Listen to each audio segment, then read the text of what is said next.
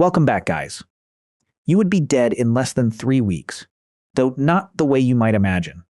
Not from hallucinations or sudden collapse, but from something your body starts doing the moment your eyes close for the night. Your core temperature starts to slip. Within the first night, your body loses the heat it took all day to build.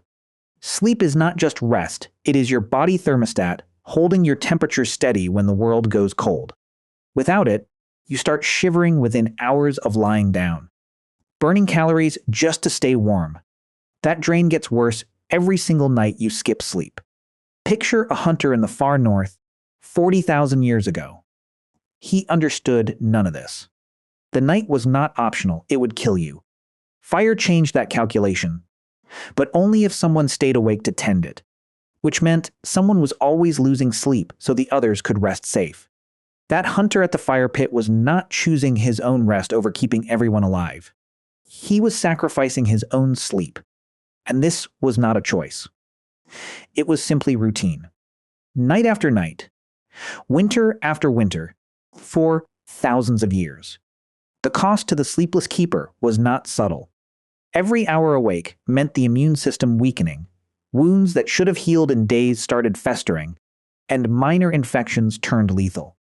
Thinking crashed harder than you might expect. After just 3 days awake, a person struggles to recognize basic shapes or solve simple problems. Tracking a herd becomes impossible. Remembering which plants were safe to eat becomes guesswork. But something darker hides inside the stretched-out wakefulness that nobody talks about. Your brain does not just slow down when you stop sleeping. It does not just slow down. When you cannot sleep, it rewires itself. After 3 days without any sleep at all, the part of your brain that keeps you human, that stops your raw impulses from taking over, goes silent.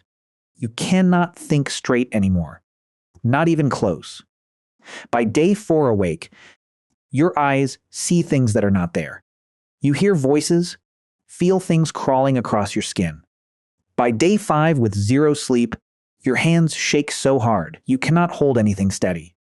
This is not nervousness, it is your nervous system coming apart. The chemicals that let your brain send signals through your body are running on empty. Dopamine dries up, so motivation vanishes. You stop caring about eating, about escaping danger, about anything. Serotonin collapses, and your mood does not just dip, it inverts. You are not sad. You are trapped inside an endless stream of dark thoughts your brain generates, but you cannot turn off. That fire tender you picture at the edge of the tribe's camp night after night after night. On night 5, something darker starts to happen. Hallucinations begin. But here is the cruel part. They are not random noise. They are built from your own fears. A fire watcher who is terrified of abandonment starts to see the tribe vanishing into the dark.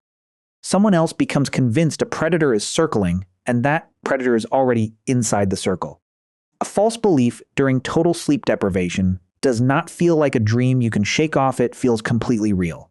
Your brain is not lying to you, your brain is you, and it is breaking apart. So what happens when a community depends on one person staying awake to keep the tribe alive? That person does not get to choose when to break.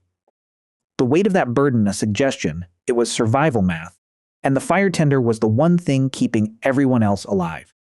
So the sleepless watcher stayed at the fire, night after night, stepping into the territory where the brain becomes dangerous. By night 7, the watcher is no longer the same person the tribe went to sleep trusting.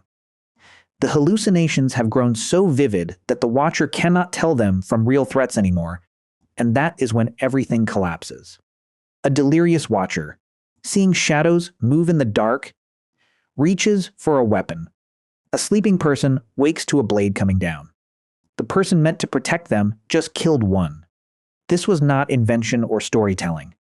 It happened. Your body is not built to stay awake for a week straight, and your ancestors who tried failed the same way. Yet they did it anyway, because the fire went out if nobody stayed awake to tend it.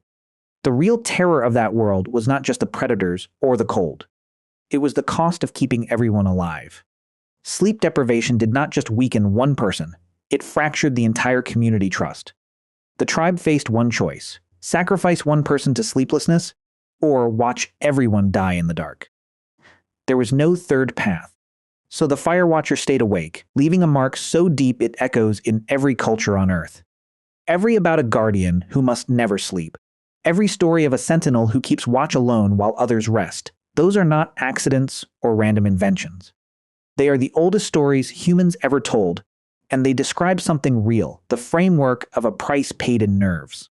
Every shelter you live in, every rule you follow, every moment you feel safe, it was built on exhaustion.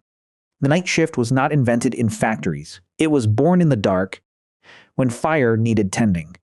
Your job today has night shifts because your ancestors could not sleep. You feel guilty about taking time off or resting, without ever knowing why. That guilt lives inside your nervous system, a year-old debt passed down but never settled. Your body still does what that fire watcher's body was forced to do. It stays alert even when you are trying to sleep. Wakes you at 3 a.m. In the morning with a racing heart. Makes you reach for your phone scanning for danger, reminding you that someone depends on you staying awake. You are still that fire tender's descendant, still paying that price, whether you know it or not.